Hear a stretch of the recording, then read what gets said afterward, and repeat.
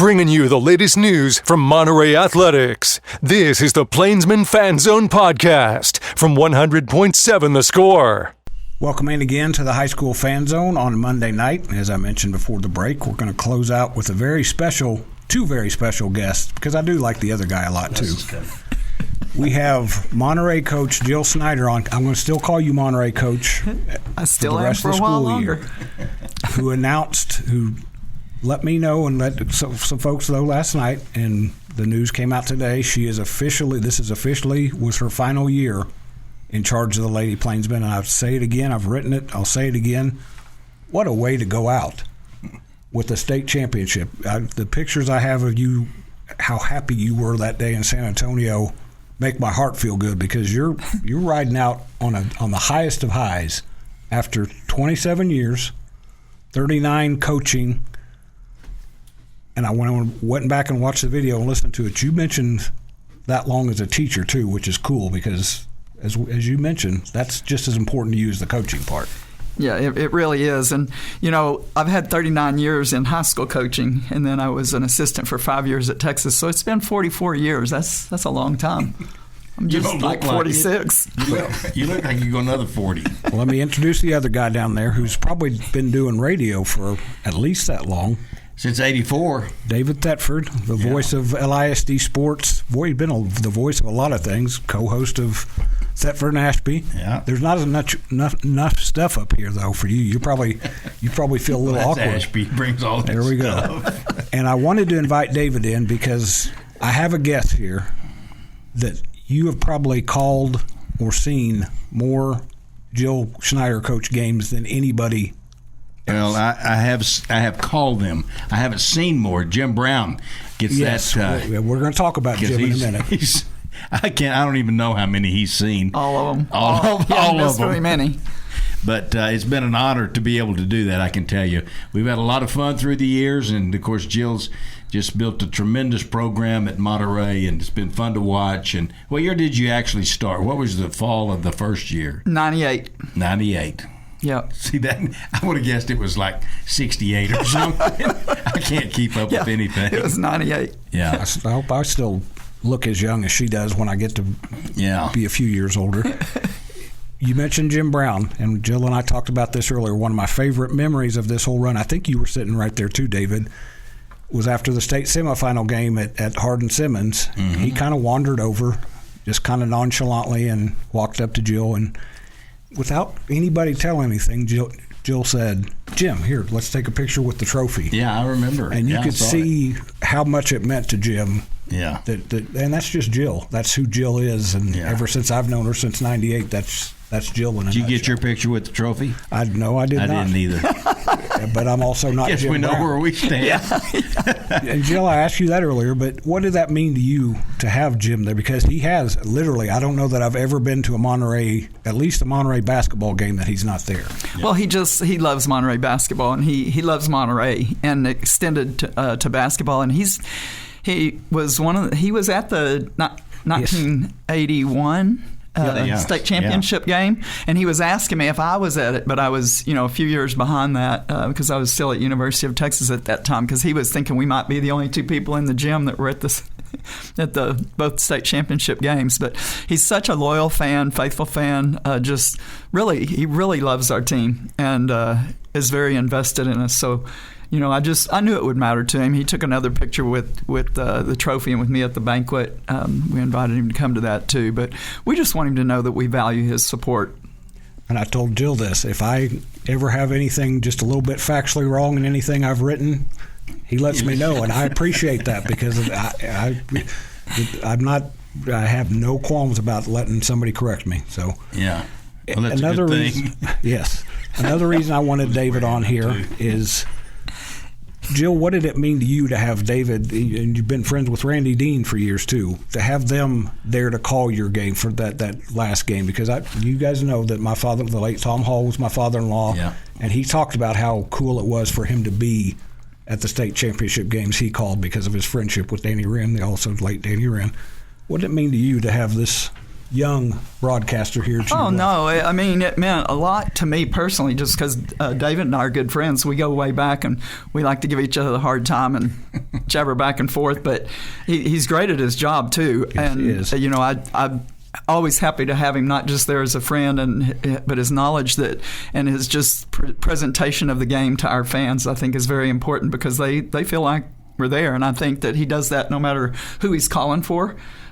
He brings that same energy and expertise to his work. And once in a while, he lets Randy Dean talk. Yeah, Randy gets to talk. Randy is so good. It's a great basketball coach, but he played football in high school in WT, and so he started doing football with me. And I thought, well, this will be interesting. He's better at football than he is. He's great at both, but I was amazed at his expertise in football. It's just, he's excellent. And it was a great team. We were glad to be there. And it's funny, we walked in, and I don't know whether you'll remember, but we walked into the Alamo Dome that day in that back big tunnel deal, and the girl sitting there, she goes, "Who are you?" It was Robin Gravel, Doc Gravel's daughter, who was the trainer at Coronado for years and years. She recognized him. And the other lady that was sitting there was a former Red Raider. She was an older woman, but she was a Red Raider, so it was easy to get in. Yes, it did make it a little bit easier, because they were very prickly about letting them. And maybe it's because of what David and I look. Maybe we look guilty. I don't know. Well, I want to say something about Randy also, because we were good friends when he worked at Coronado, and he has always been so thoughtful, not just in a state championship game, but big wins, any kind of win. After a season, he always texts and just, tells me great job or great season, and comments on what a great job we do and how much we mean to kids. He has fun calling games too. You can tell he does. We have a lot of fun, and we try to. And it was so good with y'all because y'all were always winning. There's been games that we have done for any sport, and we weren't winning. And people that listen say, "I thought we were winning listening to y'all," and we weren't. You've had to do a few of those for us too. Well, that was many years ago, but. You just think about the great games, Randy, that time to go. All right, we'll be back. David knows what the deal is, so we'll be back on the High School Fan Zone, the Plainsmen Fan Zone, after this break on 100.7 The Score. Diving headfirst into Monterey athletics. You're listening to the Plainsmen Fan Zone on 100.7 The Score and the 100.7 The Score mobile app. Welcome back to the Plainsmen Fan Zone on 100.7 The Score. We are talking Monterey girls basketball because... Scallop me here. The legend has announced her retirement. She's going to teach the rest of the school year, and then get you a rocking chair and all that stuff. Or I asked you earlier today, retirement's going to be a lot about spending time with your kids, because you haven't got to do some things that normal people get to do during basketball season. I will do some things with them for sure. They always go on trips during the year, and Kellen's already got us scheduled for a trip to Iceland in September. So I will be doing some of that kind of fun stuff, and I'm also doing some scouting. A friend of mine is the general manager for the Golden State Valkyries, and she's just asked me if I'd be a domestic scout and just watch college basketball games and write what I think about the players. That's like being a sports writer or broadcaster, David. You just get to go to games and just... Yeah, it's a heck of a deal. They pay my way to go, and I get to watch some great basketball and some great players. So is that over now, that basketball's over? You start going to... Oh, no, I'm going to go to the... What is that? This Hoop Summit, the Hoop 10 Summit in Portland, where Aaliyah's going to play. When is that? That's this weekend. Okay, good. So you can't be on our show this Saturday. That's right. I think I told you I'd be out of town. I don't know if I told you where I am. And Aaliyah's supposed to be on too. That was last Saturday. We were going to have... Yeah, you were out last Saturday. Yeah. So we got just some fun things like that coming up.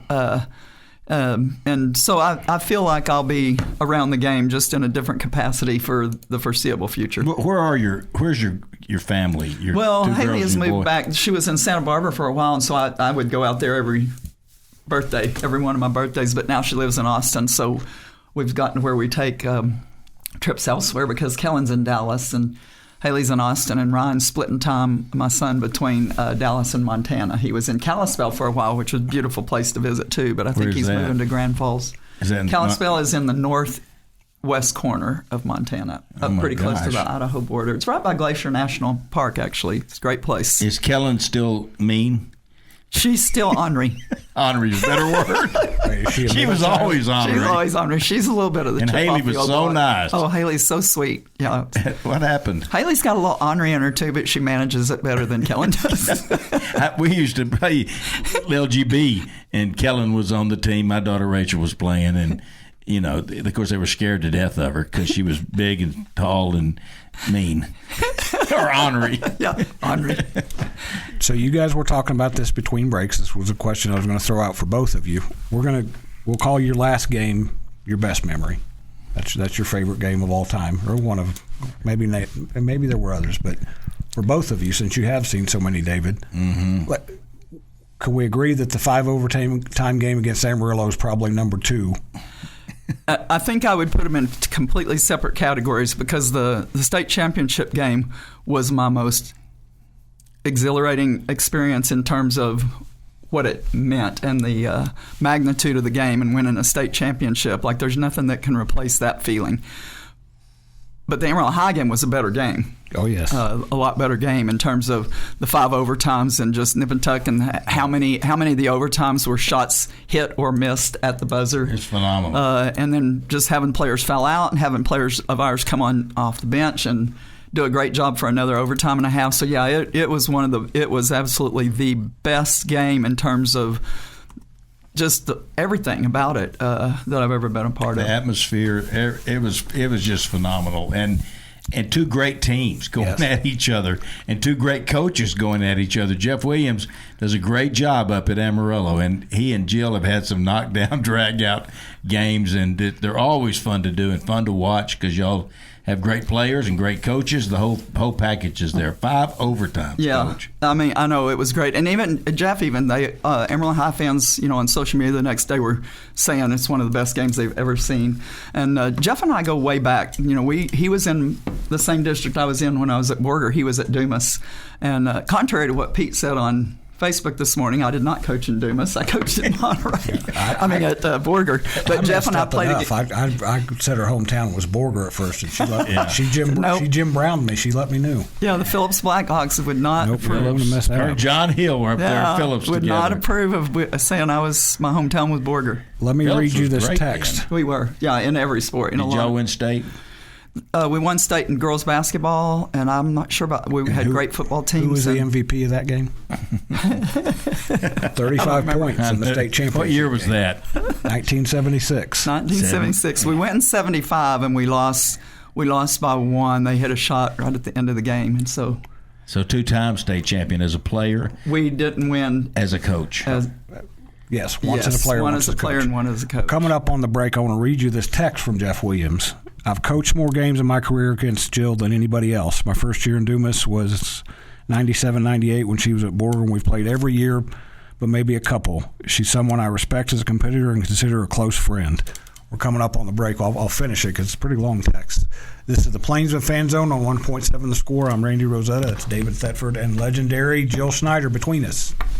Your inside look into Monterey sports. This is the Plainsmen Fan Zone on 100.7 The Score and the 100.7 The Score mobile app. Welcome back to the last segment of the Plainsmen Fan Zone. I'm not going to finish that text from Jeff. I'm going to let Jill read it. It's because these guys already talked about the 5 overtime game, how impactful that was for the communities, the crowd, and everything else.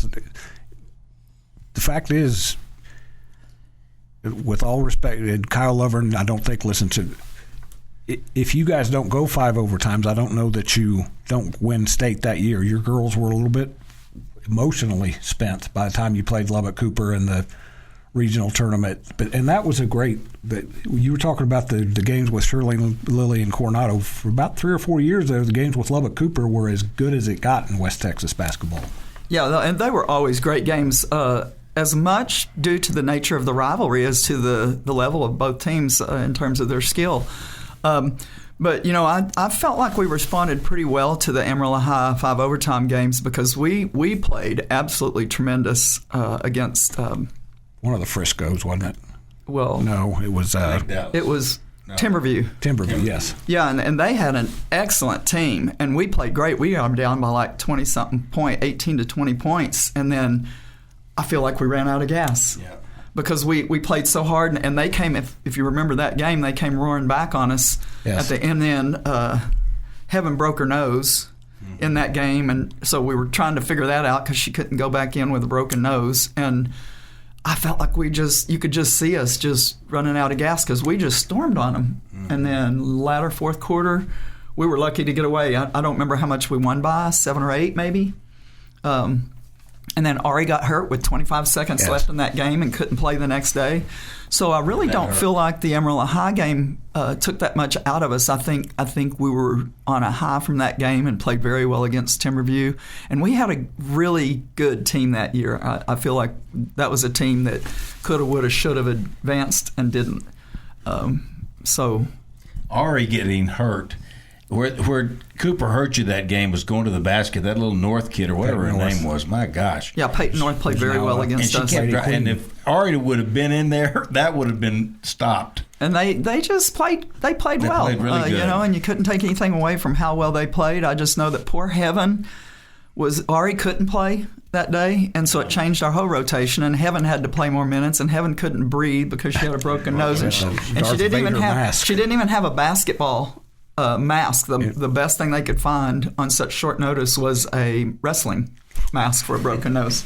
So it was just, it was just a cluster. So it was what it was. But maybe that ended up just being part of our story that makes our story better. Exactly. Without seeing everybody else in the state, obviously, I would put those two teams, those two programs, for about a 3-year stretch up against anybody in the state because of how you were constructed and how well you played the game.